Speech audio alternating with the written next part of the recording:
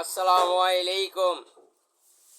গত 1 মে শ্রমিক দিবস উপলক্ষে ইসলামী আন্দোলন বাংলাদেশের নায়েবে আমির মুফতি সৈয়দ ফয়জুল করিম দামাক বারকাতুম আলিয়া তিনি স্পষ্ট ভাষায় বলেছেন, আমরা যে 11 দলীয় সমঝোতায় ছিলাম সেখানে প্রধান ভূমিকায় ছিল পীর সাহেব চরমনাই। তিনি স্টিয়ারিংয়ের দায়িত্ব নিয়ে কাফেলাকে মদিনার দিকে রওনা করেছিলেন। সেখান থেকে ব্ল্যাকমেইল করে ওই জামায়াত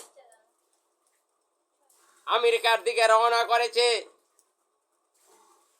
কারণ পীর সাহেব চরমনাই মদিনার দিকে নিয়ে যেতে চেয়েছিলেন। সেখান থেকে ডাইভার্ট করে যখনই আমেরিকার দিকে জামায়াত রওনা করেছে তখন আর সেই সমঝোতায় থাকা সম্ভব হয়নি, কারণ ইসলামী আন্দোলন বাংলাদেশ চেয়েছিল